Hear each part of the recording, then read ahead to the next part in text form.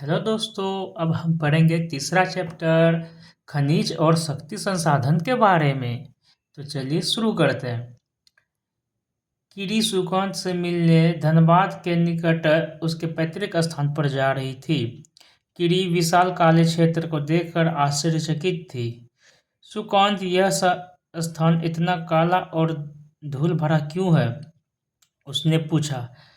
यह कोयला खदान के निकट होने के कारण है। क्या आप वहाँ ट्रकों को देख रहे हो? ये सभी खनिज कोयले को ले जा रहे हैं, सुकांत ने उत्तर दिया। तो खनिज क्या होता है, ये कीड़ी पूछती है। सुकांत कहता है, क्या आपने कभी नानबाई को बिस्कुट बनाते हुए देखा है? उसमें आटा, दूध, चीनी और कभी-कभी अंडे को भी मिलाया जाता है। जब आप पके हुए बिस्कुट खाते हैं तो क्या आप इन अवयवों को पृथक रूप में देख सकते हैं? जिस प्रकार बिस्कुट में मिली हुई कई वस्तुओं को आप नहीं देख सकते, उसी प्रकार इस पृथ्वी पर चट्टानों में कई पदार्थ मिले होते हैं जो खनिज कहलाते हैं। और ये पृथ्वी की चट्टान प्रपटी पर सभी जगह फैले हुए हैं। प्राकृतिक रूप से प्राप्त होने वाला पदार्थ जिसका निश्चित रासायनिक संगठन हो, वही एक खनिज है। कि प्राकृतिक रूप से प्राप्त होने वाला पदार्थ जो हमारे प्राकृतिक में प्राप्त होता है, जिसका निश्चित रासायनिक संगठन हो, वही एक खनिज है। खनिज सभी स्थानों पर समान रूप में वितरित नहीं है, वे किसी विशेष क्षेत्र में या सेल समूहों में संकेंद्रित है। कुछ खनिज ऐसे क्षेत्रों में पाए जाते हैं जो आसानी से अभिगम्य नहीं है, जैसे आर्कटिक महासागर, सशस्त्र और अंटार्कटिका। खनिज विभिन्न प्रकार के भूवैज्ञानिक परिवेश में अलग अलग दशाओं में निर्मित होते हैं। वे बिना किसी मानवीय हस्तक्षेप के प्राकृतिक प्रक्रियाओं द्वारा निर्मित होते हैं। वे अपने भौतिक गुणों जैसे रंग, घनत्व, कठोरता और रासायनिक गुणों तथा विलेयता के आधार पर पहचाने जा सकते हैं। क्या आप जानते हैं, आपके भोजन में नमक और आपकी पेंसिल में ग्रेफाइट भी खनिज है। ये जो है ना हमारा ये ग्रेफाइट का है। चलिए अब खनिजों के प्रकार को जानते हैं। पृथ्वी पर 3000 से अधिक विभिन्न खनिज हैं। संरचना के आधार पर खनिजों को मुख्यतः धात्विक और अधात्विक खनिजों में वर्गीकृत किया गया है। संरचना के आधार पर खनिजों को मुख्यतः धात्विक और अधात्विक खनिजों में वर्गीकृत किया गया है। क्या आप जानते हैं, सेल जो होते हैं वो खनिज अवयवों के अनिश्चित संगठन वाले एक या एक से अधिक खनिजों का समूह होता है। सेल खनिज अवयवों के अनिश्चित संगठन वाले एक या एक से अधिक खनिजों का एक समूह है। सेल जिनसे खनिजों का खनन किया जाता है, अयस्क कहे जाते हैं। सेल जिनसे खनिजों का खनन किया जाता है उसे क्या कहते हैं? अयस्क।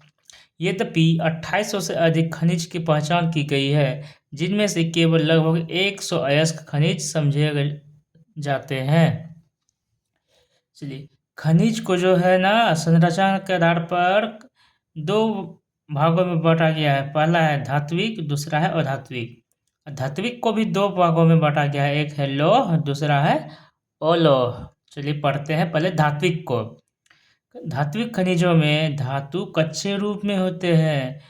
धातुएं कठोर पदार्थ है जो ऊष्मा और विद्युत को संचालित करती है, जिनमें द्युति या चमक की विशेषता होती है। लौह अयस्क, बॉक्साइट, मैंगनीज अयस्क इनके कुछ उदाहरण हैं। धात्विक खनिज लौह अथवा अलौह हो सकती है। धात्विक खनिज क्या हो सकती है? या तो लौह होगी या अलौह होगी। लौह खनिजों जैसे लौह अयस्क, मैंगनीज और क्रोमाइट में लोहा होता है। लौह अयस्क में क्या क्या है? लौह अयस्क हो गया, मैग्नीज हो गया और क्रोमाइट हो गया। अलोह अयस्क क्या है? अयस्क खनिजों में लोहा नहीं होता है, किंतु कुछ अन्य धातु तथा सोना, चांदी, तांबा या सीसा हो सकती है। और धात्विक खनिजों में धातुएं नहीं होती है। चूना पत्थर, अभ्रक और जिप्सम इन खनिजों के उदाहरण है। खनिज ईंधन जैसे कोयला और पेट्रोलियम भी अधात्विक खनिज है। खनिजों को खनन, प्रभेदन या आखनन द्वारा निष्कर्षित किया जा सकता है। खनिजों को कैसे निष्कर्षित किया जा सकता है? तो खनन, प्रभेदन या आखनन द्वारा। खनिजों का निष्कर्षण, इसको 3 भागों में बांटा गया है। पहले खनन, फिर प्रभेदन होता है, उसके बाद आखनन होता है। खनन को भी 2 तरीके हैं ना, 2 भागों में बांटा गया है। एक है विवरित खनन, एक है कूपकी खनन। चलिए आगे पढ़ते हैं। पृथ्वी की सतह के अंदर दबी शैलों से खनिजों को बाहर निकालने की प्रक्रिया खनन कहलाती है। पृथ्वी के सतह के जो अंदर दबी है शैलें, उसी को खनिज है ना, उसी से जो खनिजों को बाहर निकाला जाता है, उसी प्रक्रिया को खनन कहते हैं। खनिज जो कम गहराई में स्थित है, वे पृष्ठीय स्तर को हटाकर निकाले जाते हैं। इसे विवरित खनन कहते हैं।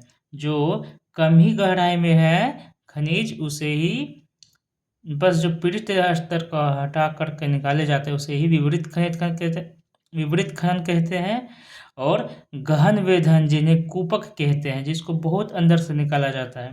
अधिक गहराई में स्थित खनिज निक्षेपों तक पहुंचने के लिए बनाए जाते हैं, इसे कूपकी खनन कहते हैं।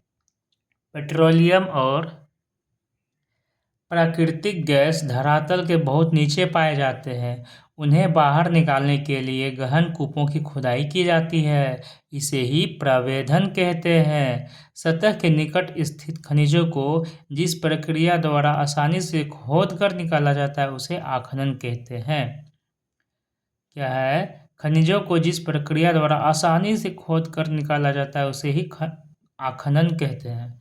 क्या आप जानते हैं आप शैल को देखकर बता सकते हैं कि यदि इसमें तांबा है, क्योंकि तब शैल का रंग नीला प्रतीत होता है। खनिजों का वितरण क्या है? खनिजों का वितरण। खनिज विभिन्न प्रकार की शैलों में पाए जाते हैं। कुछ आग्नेय शैलों में पाए जाते हैं, कुछ कायांतरित शैलों में पाए जाते हैं, जबकि अन्य अपसादी शैलों में पाए जाते हैं। धात्विक खनिज आग्नेय और कायांतरित शैल समूह, जिनसे विशाल पठारों का निर्माण होता है, उनमें पाए जाते हैं। धात्विक खनिज कहाँ पाए जाते हैं? आग्नेय और कायांतरित शैल समूहों में, जिनसे विशाल पठारों का निर्माण होता है। उत्तरी स्वीडन में लौह अयस्क, ओंटेरियो यानी कि कनाडा में तांबा और निकेल के निक्षेप, दक्षिण अफ्रीका में लोहा, निकेल, क्रोमाइट और प्लेटिनम आग्नेय और कायांतरित शैल में पाए जाने वाले खनिजों के उदाहरण है। क्या है? उत्तरी स्वीडन में लौह अयस्क है ना, उसके बाद ओंटेरियो में तांबा और निकेल के निक्षेप, दक्षिण अफ्रीका में लोहा, निकेल, क्रोमाइट और प्लेटिनम आग्नेय और कायांतरित शैल में पाए जाने वाले खनिजों के उदाहरण है। मैदान और नवीनवलित पर्वतों के अवसादी शैल समूहों में अधात्विक खनिज जैसे चूना पत्थर पाए जाते हैं। मैदान और नवीनवलित पर्वतों के अवसादी शैल समूह में अधात्विक खनिज जैसे चूना पत्थर पाए जाते हैं। फ्रांस के कॉकेसस प्रदेश में चूना पत्थर निक्षेपित, जॉर्जिया और यूक्रेन के मैंगनीज निक्षेप और अल्जीरिया के फॉस्फेट संस्तर इसके कुछ उदाहरण हैं। फ्रांस के कॉकेसस प्रदेश के चूना पत्थर और जॉर्जिया और यूक्रेन के मैंगनीज निक्षेप और अल्जीरिया के फॉस्फेट संस्तर इसके कुछ उदाहरण हैं। खनिज ईंधन जैसे कोयला और पेट्रोलियम भी अवसादी स्तर में पाए जाते हैं।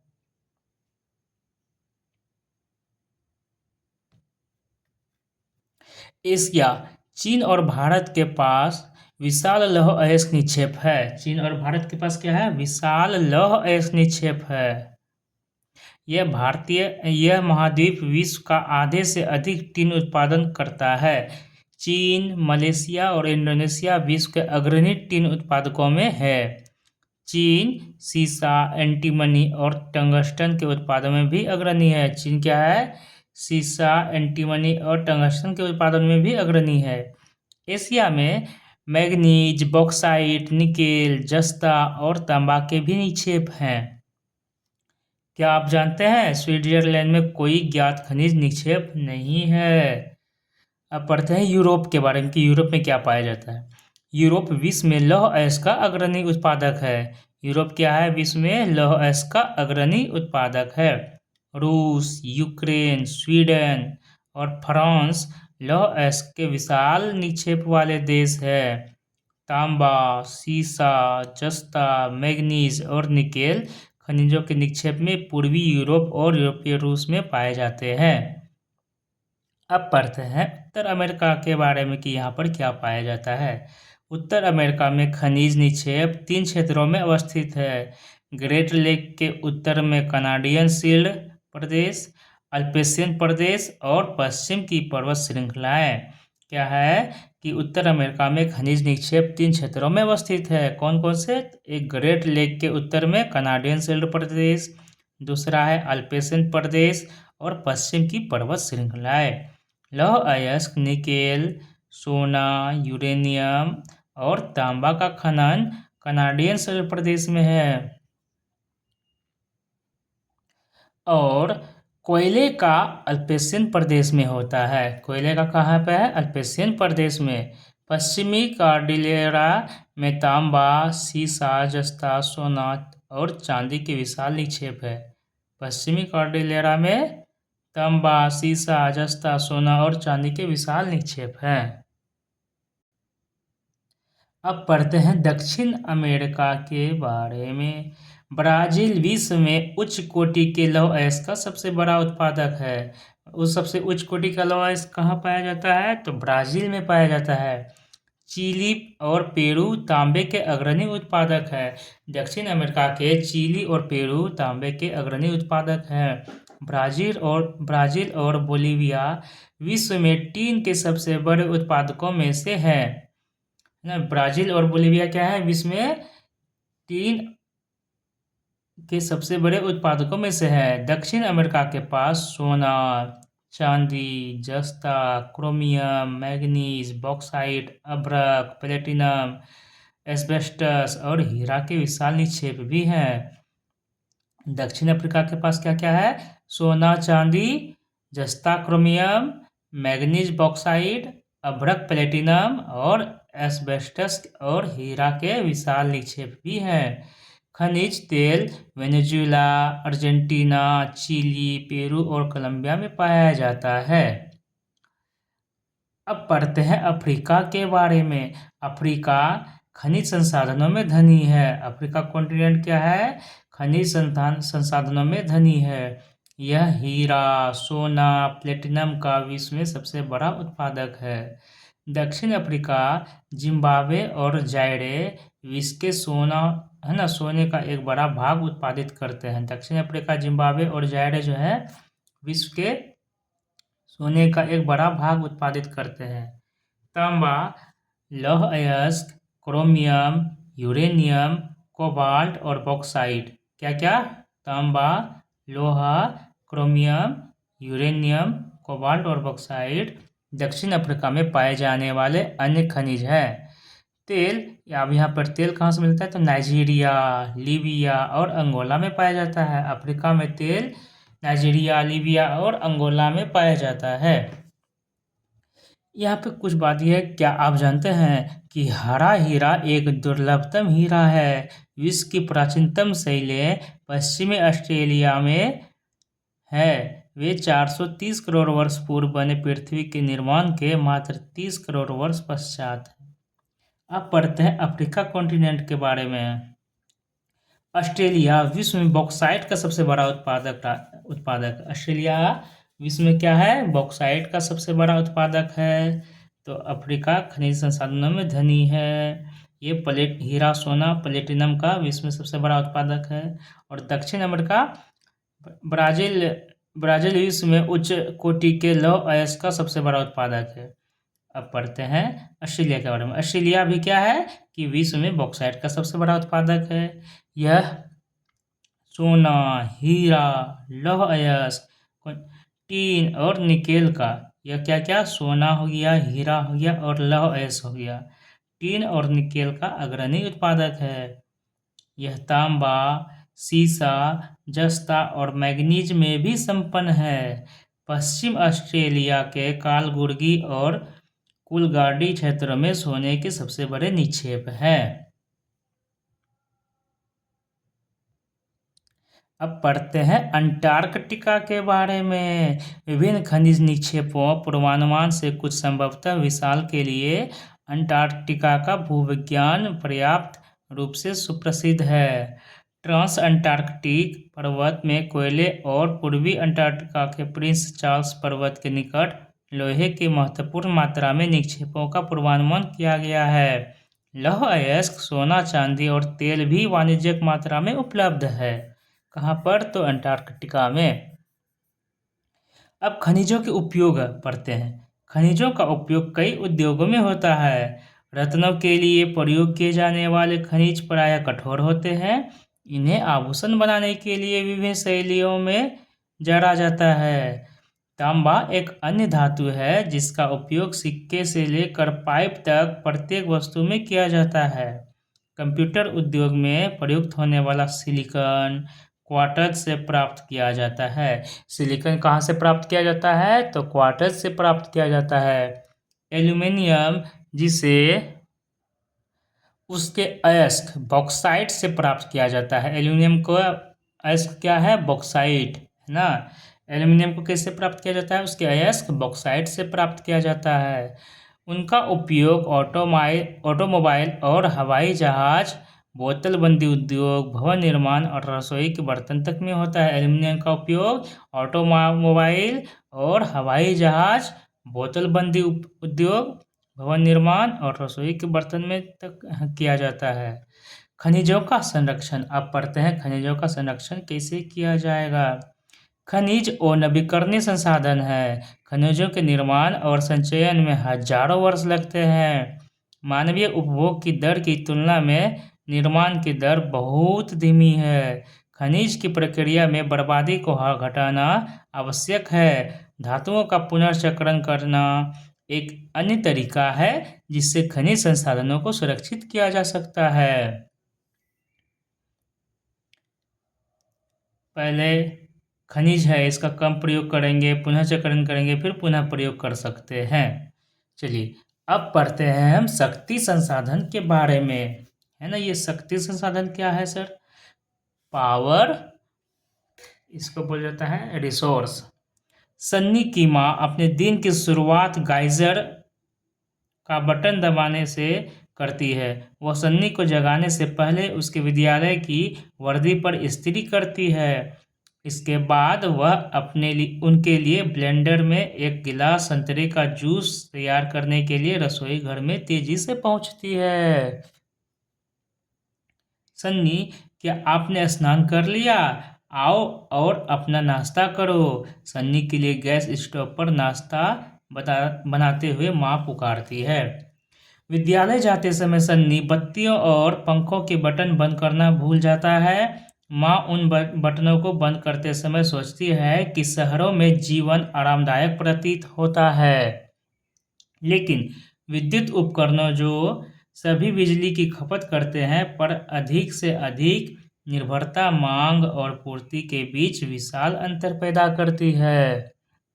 विज्ञान एवं प्रौद्योगिकी के नए प्रचलन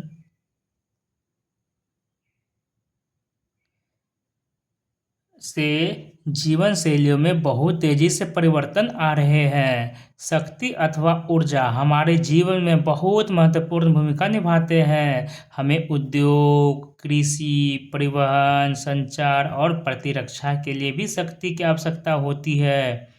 ऊर्जा संसाधनों को विस्तृत रूप से परंपरागत और गैर परंपरागत संसाधनों में वर्गीकृत किया जा सकता है।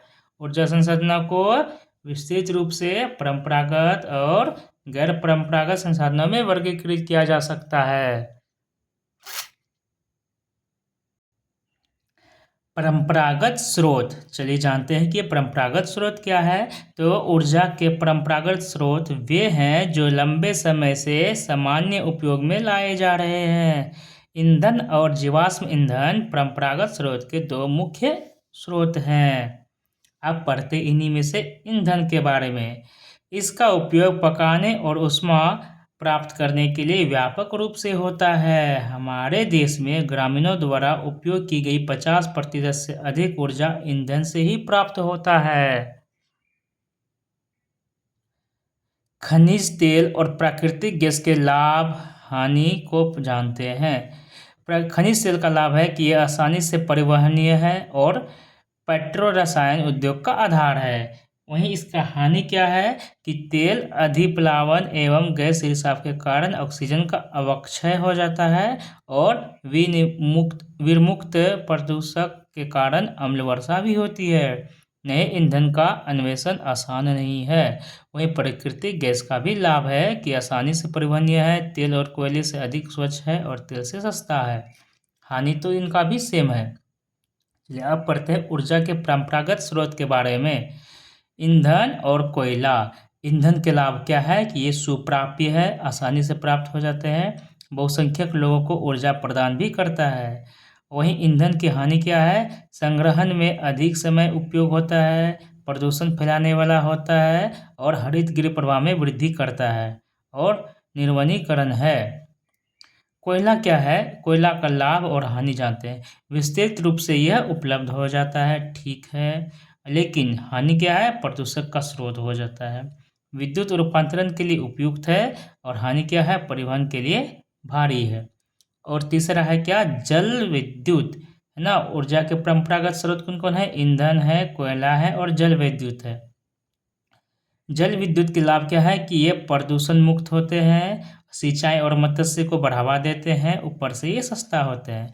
वहीं जल विद्युत की हानि भी है। क्या हानि है कि स्थानीय समुदाय का विस्थापन हो जाता है, निम्न क्षेत्रों का जल प्लावन हो जाता है और स्थापित करने में खर्चीला है।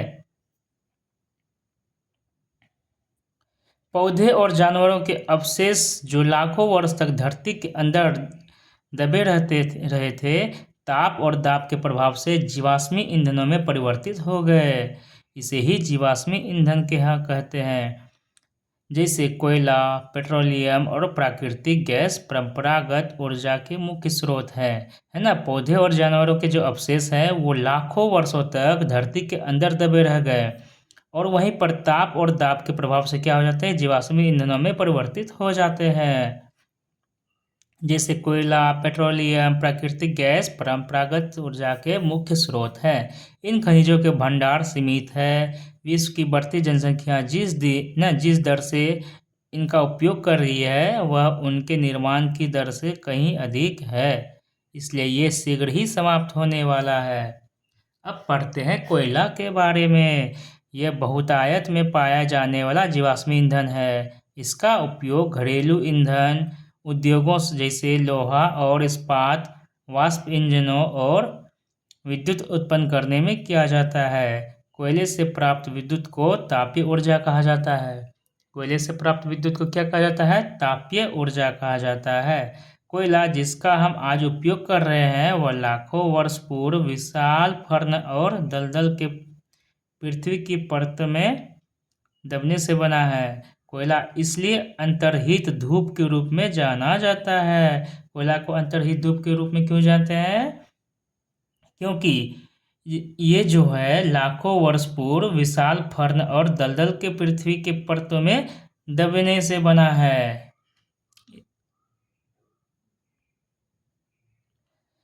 विश्व में अग्रणी कोयला उत्पादक देशों में चीन, संयुक्त राज्य अमेरिका, जर्मनी, रूस, दक्षिण अफ्रीका और फ्रांस है। विश्व में क्या है, अग्रणी कोयला उत्पादक देशों में चीन है, संयुक्त राज्य अमेरिका है, जर्मनी है, रूस, दक्षिण अफ्रीका और फ्रांस भी है। भारत के कोयला उत्पादक क्षेत्र रानीगंज, पश्चिमी बंगाल तथा झरिया धनबाद और बोकारो झारखंड में है। अब पढ़ते हैं पेट्रोलियम के बारे में। कोयला के बारे में जान लिए, अब पेट्रोलियम के बारे में पढ़ते हैं। पेट्रोल जिससे आपकी कार चलती है और तेल जो आपकी साइकिल को चरमराने से रोकता है, दोनों की शुरुआत गाढ़े काले द्रव से होती है जिसे पेट्रोलियम कहते हैं। यह शैलों की परतों के मध्य पाया जाता है। पेट्रोलियम कहाँ पाया जाता है? तो शैलों के जो परत होते हैं उनके बीच में, और इसका वेधन अपतटीय व तटीय क्षेत्रों में स्थित तेल क्षेत्रों से किया जाता है। तदुपरांत इसे परिष्करणशाला भेजा जाता है जहां अपरिष्कृत पेट्रोलियम के प्रक्रमण से विभिन्न तरह के उत्पाद जैसे डीजल, पेट्रोल, मिट्टी का तेल, मोम, प्लास्टिक और संयंत्र तैयार किए जाते हैं। पेट्रोलियम और इससे बने उत्पादों को काला सोना कहा जाता है। पेट्रोलियम और इससे बने उत्पादों को क्या कहा जाता है? काला सोना कहा जाता है, क्योंकि ये बहुत अधिक मूल्यवान है। पेट्रोलियम के मुख्य उत्पादक देश ईरान है, इराक, सऊदी अरब और कतर हैं, मतलब गल्फ कंट्रीज। अन्य मुख्य उत्पादक संयुक्त राज्य अमेरिका, रूस, वेनेजुला और अल्जीरिया भी है। पेट्रोलियम के अन्य उत्पादक कौन कौन से हैं? संयुक्त राज्य अमेरिका, रूस, वेनेजुला और अल्जीरिया है। भारत में मुख्य उत्पादक क्षेत्र असम में डिगबोई, मुंबई में बॉम्बे हाई और कृष्णा और गोदावरी नदियों के डेल्टा हैं। शब्द उत्पत्ति हुई पेट्रोलियम की। पेट्रोलियम शब्द लैटिन शब्द के पेट्रा से बना है। इसका अर्थ है सेल, ओलियम अर्थ तेल से लिया गया है, इसलिए पेट्रोलियम का अर्थ सेल तेल होता है। चलिए अब हम पढ़ेंगे प्राकृतिक गैस के बारे में। अब पढ़ते हैं प्राकृतिक गैस के बारे में कि प्राकृतिक गैस पेट्रोलियम निक्षेपों के साथ पाई जाती है और तब निर्मुक्त होती है जब अपरिष्कृत तेल को धरातल पर लाया जाता है। इसका प्रयोग घरेलू और वाणिज्यिक ईंधनों के रूप में किया जा सकता है। रूस हो गया, नॉर्वे हो गया, यूके और नीदरलैंड प्राकृतिक गैस के प्रमुख उत्पादक हैं। भारत में जैसलमेर, कृष्णा गोदावरी डेल्टा, त्रिपुरा और मुंबई के कुछ अपतटीय क्षेत्रों में प्राकृतिक गैस संसाधन हैं। विश्व के बहुत कम देशों के पास प्राकृतिक गैस के अपने पर्याप्त भंडार हैं। हमारे द्वारा जीवाश्मी ईंधनों के उपभोग की तीव्र वृद्धि ने चिंताजनक दर से इन्हें समाप्ति तक पहुंचा दिया है।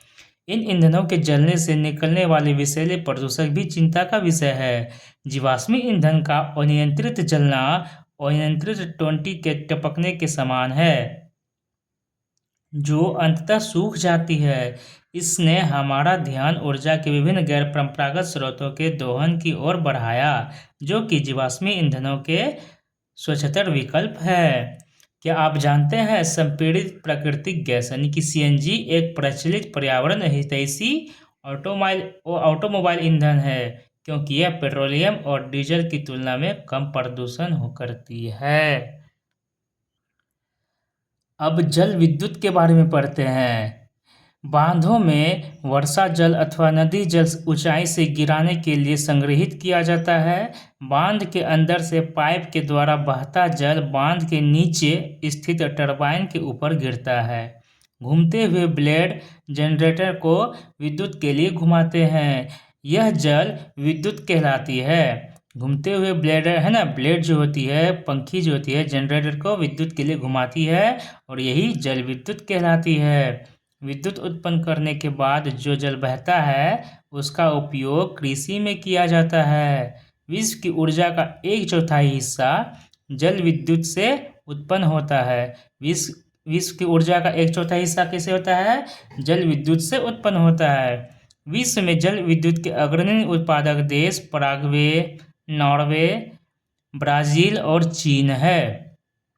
भारत में कुछ महत्वपूर्ण जल विद्युत केंद्र जैसे भाखड़ा नंगल, गांधी सागर, नागार्जुन सागर और दामोदर घाट नदी घाटी परियोजनाएं हैं।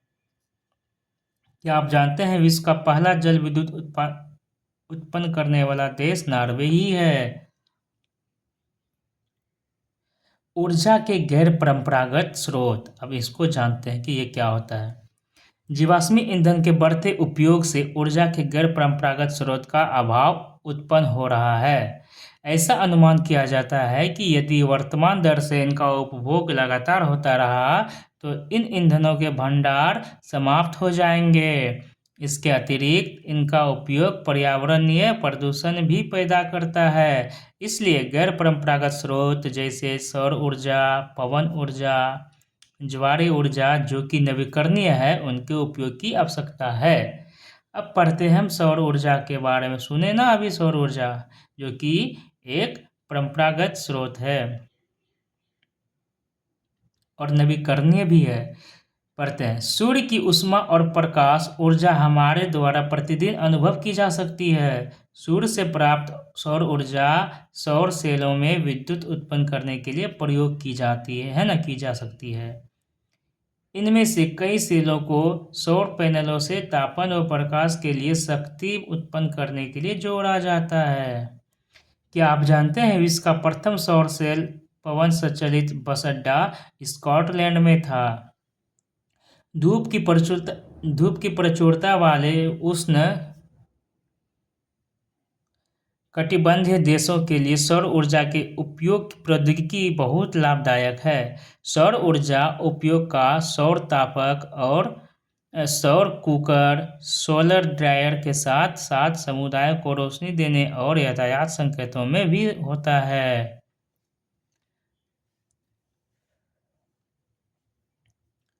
अब पढ़ते हैं पवन ऊर्जा के बारे में, लेकिन इससे पहले हम जान लेते हैं कुछ बातें। ये है हमारा पवन ऊर्जा का लाभ और हानि के बारे में बताया गया है कि पवन ऊर्जा का लाभ क्या है कि ये प्रदूषण मुक्त होगा, और हानि क्या है, ये ध्वनि प्रदूषण करेगा। पवन ऊर्जा का लाभ है कि एक बार स्थापित हो जाने पर विद्युत उत्पादन की कम लागत होती है, तो वहीं पवन चक्कियों को स्थापित करना महंगा होता है। और पवन ऊर्जा का लाभ है कि सुरक्षित और साफ, लेकिन ये हानि क्या है, ये रेडियो व दूरदर्शन के प्रसारण संकेतों में व्यवधान करते हैं और पक्षियों के लिए हानिकारक है। अब पढ़ते हैं ऊर्जा के गैर परंपरागत स्रोत के बारे में, जिसमें से एक है सौर ऊर्जा है, और फिर है ज्वारीय ऊर्जा, फिर है परमाणु ऊर्जा और बायोगैस, और पवन ऊर्जा भी ऊर्जा के गैर परंपरागत स्रोत में ही आते हैं, और भूतापीय ऊर्जा भी।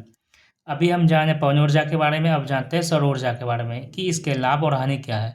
सौर ऊर्जा के लाभ क्या है, ये असमाप्य है, और दूसरा क्या है, ये प्रदूषण मुक्त है। लेकिन इसकी हानि क्या है, ये खर्चीला है और स्रोत के विस्तृत होने से ऊर्जा बर्बाद होती है। ज्वारीय ऊर्जा क्या है, इसके लाभ और हानि। ज्वारीय ऊर्जा के लाभ है कि ये प्रदूषण मुक्त होते हैं और असमाप्य है। इसकी हानि क्या है कि यह वन्य जीव आवास का नष्ट होता है इससे, और दोहन में कठिन होता है। फिर पढ़ते हैं परमाणु ऊर्जा के बारे में। इसका लाभ है कि बड़ी मात्रा में ऊर्जा उत्पादन करता है। परमाणु ऊर्जा जो है ना, सबसे ज़्यादा ऊर्जा उत्पादन करता है। और हानि क्या है कि ये रेडियो एक्टिव अर्थ को उत्पन्न करता है, ये रेडिएशन उत्पन्न करता है और खर्चीला भी है। बायोगैस के बारे में पढ़ते हैं। लाभ क्या है कि कम लागत में होगा, उपयोग में आसान होगा और जैव व्यर्थ को उपयोग और बायोगैस का उत्पादन करेगा। लेकिन इसकी हानि क्या है, यह हरित गृह प्रवाह का कारण बनेगा। भूतापीय ऊर्जा, इसके लाभ है स्वच्छ पर्यावरण, हितैषी व हर समय उपलब्ध, और हानि क्या है, शहर से बहुत दूर अवस्थित होने के कारण विद्युत वहन खर्चीला होता है। जिसमें से अभी हमने पढ़ा सौर ऊर्जा के बारे में, अब पढ़ेंगे आगे पवन ऊर्जा के बारे में। पवन ऊर्जा का एक असमाप्य स्रोत है। पवन ऊर्जा क्या है, एक असमाप्य ऊर्जा स्रोत है। पवन चक्कियों का उपयोग अनाजों को पीसने और जल निकालने के लिए चिरकाल से चला आ रहा है। वर्तमान पवन चक्कियों में तीव्र गति से चलती हवाएं पवन चक्की को घुमाती है, जो विद्युत उत्पादन करने के लिए जनरेटर से जुड़ी होती है। पवन चक्कियों के समूह से युक्त पवन फार्म तटीय क्षेत्रों और पर्वत घाटियों में, जहां प्रबल और लगातार हवाएं चलती है, वहां स्थित है। पवन फार्म Netherlands, Germany, Denmark, UK, USA तथा स्पेन में पाए जाते हैं, जो पवन ऊर्जा उत्पादन में उल्लेखनीय है। अब पढ़ते हैं हम अपना अगला परमाणु ऊर्जा के बारे में कि परमाणु ऊर्जा क्या है। परमाणु ऊर्जा प्राकृतिक तौर से प्राप्त रेडियो सक्रियता पदार्थ जैसे यूरेनियम, थोरियम के परमाणुओं के केंद्रक में संग्रहित ऊर्जा से प्राप्त की जाती है। ये पदार्थ नाभिकीय रिएक्टरों में नाभिकीय विखंडन से गुजरते हैं। ये पदार्थ क्या होता है? नाभिकीय रिएक्टर में नाभिकीय विखंडन से गुजरते हैं और उत्सर्जन ऊर्जा की प्राप्ति होती है। परमाणु ऊर्जा के सबसे बड़े उत्पादक संयुक्त राज्य अमेरिका और यूरोप है। भारत में राजस्थान और झारखंड के पास यूरेनियम के विशाल निक्षेप है। क्या है? परमाणु ऊर्जा के सबसे बड़े उत्पादक देश कौन सा है? तो यूएसए और यूरोप है। भारत में कहाँ? तो राजस्थान और झारखंड के पास यूरेनियम के विशाल निक्षेप है। थोरियम विशाल मात्रा में केरल के मोनोजाइट बालू में भी पाए जाते हैं। भारत में स्थित परमाणु ऊर्जा के केंद्र तमिलनाडु में कलपक्कम, महाराष्ट्र में तारापुर और राजस्थान में कोटा के निकट राणा प्रताप सागर, उत्तर प्रदेश में नरोरा और कर्नाटक में कैगा है।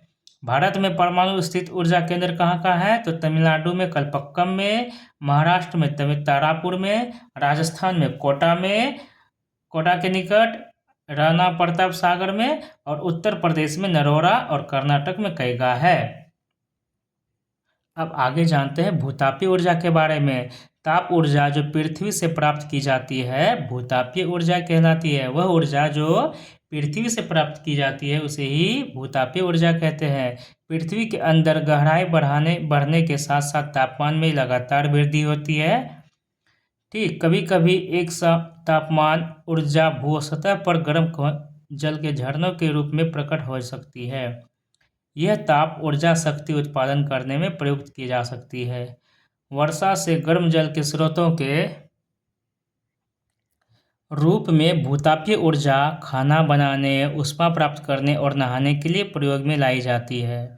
यूएसए विश्व का सबसे बड़ा भूतापीय ऊर्जा का संयंत्र है।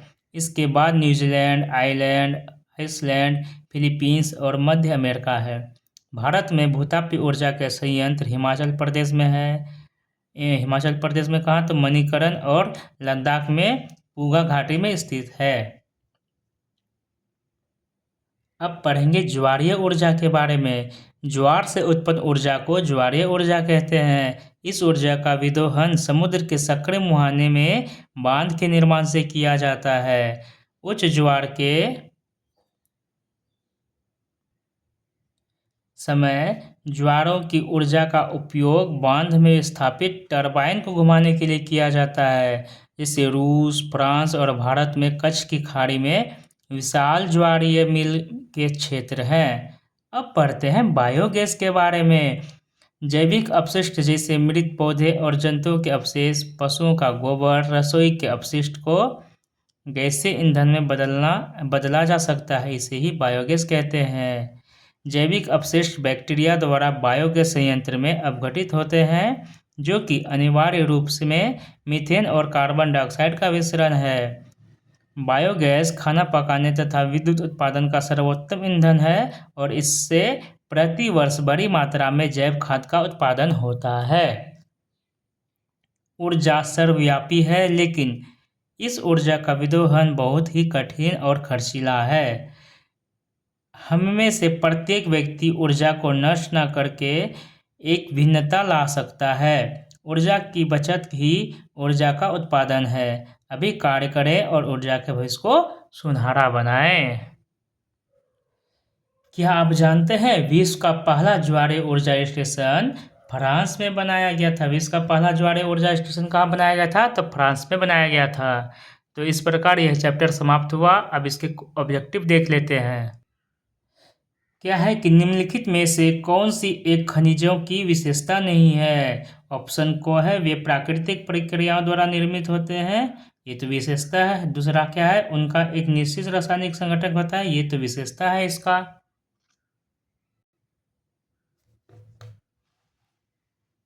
तीसरा ऑप्शन क्या है? वे असमाप्य होते हैं, हाँ ये वे क्या है, ये विशेषता नहीं है, उनका वितरण असमान होता है। चलिए, गो क्या है, वे असमाप्य होते हैं, ये उनकी विशेषता नहीं है। दूसरा क्या है, निम्नलिखित में से कौन सा विश्व में तांबे का अग्रणी उत्पादक है। आपको बताया था ना, तांबे के लिए चिली सबसे अग्रणी है।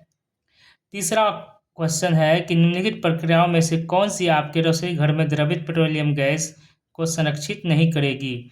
पकाने से पहले दाल को कुछ समय के लिए भिगोना, प्रेशर कुकर में खाना पकाना, पकाने के लिए गैस जलाने से पूर्व सब्जी को काट लेना, या खुली कढ़ाई में कम ज्वाला पर भोजन पकाना। ये हो गया हमारा आंसर। तो चलिए, अब आपसे मिलते हैं अगले चैप्टर में। यह यहीं पर समाप्त हुआ यह चैप्टर।